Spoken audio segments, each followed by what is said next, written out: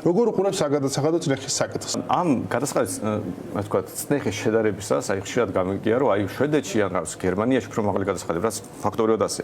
მაგრამ კიდევ რა ის გასათვალისწინებელი მარტივი რაღაც. აი მაგალითად მე რომ ბიზნესმენი ვარ და რაღაც პრობლემა მექნება, ვთქვათ, აი რაღაცასთან კონფლიქტი მაქვს კონტრაქტის შემდეგ, ხო? კარგ ქვეყანაში როცა წესიერი სასამართლო არსებობს, რა ვიცი, იურისტი დავიქირავებ და ამ პრობლემას მოვაგვარებ. ჩვენ ქვეყანაში როცა არ გაქვს ეს გარემოება და იცი რომ რა ვიცი $100 ვაცდება ყველაფერი უნდა ჩააწყო სასამართლოში და გრთამი მიუტანო, სხვა ხარჯები გიშდება.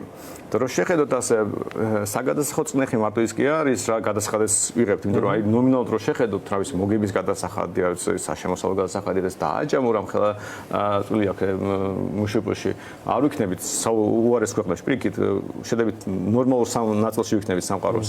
მაგრამ მე რომ ამას მიამატო ის ხარჯები რომელიც ბუნებრივად ჩდება, იმიტომ რომ მთავრობა რა პრობლემას გიქმნის, რომელიც რა ვიცი სასამართლოში გამოიხატება, საკუთრების დაცვა იქნება ეს და ასე შემდეგ.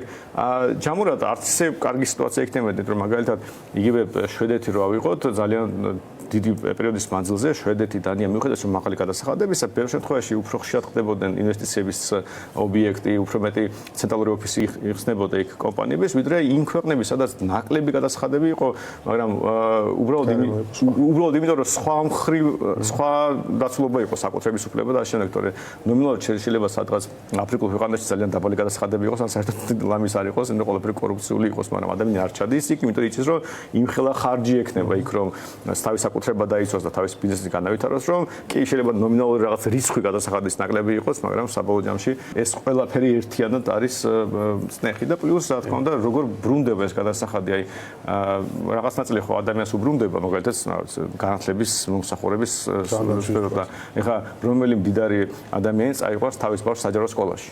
ფაქტობრივად ეს ფულის დაბრუნება საჯარო სკოლების ფორმით იმდენად უხარისხოა, რომ ვისაც შესაძლებლობა აქვს ამას არ აკეთებს და ცდილობს კერძო სკოლაში წაიყვანოს.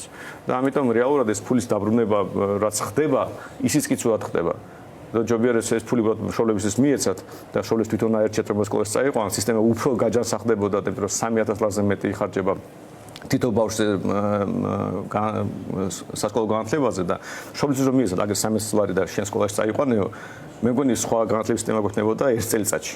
ჩვენ ხო ბეგრავ ხალხს ვართმევთ თულს, მე ვფიქრობ რაღაც ნაწილს ვუბრუნებთ, მაგრამ რასაც ვუბრუნებთ და როგორც ვუბრუნებთ, იმდენად ცუდად ვუბრუნებთ, რომ სუფთა დანაკარგია ბევრი ადამიანისთვის და შვედეთში შეიძლება წაგართვეს მეტი, მაგრამ რაღაც ნაწილი დაგიბრუნოს და ჯამი რო გადათვალო, შეიძლება აღმოჩნდეს რომ უფრო ნაკლები გადაიხადე. სუფთა დანაკარგი, რომელიც მთავრობა დაგიჯდა, რას დაგიჯდა მთავრობა, შეიძლება აღმოჩნდეს ნაკლები.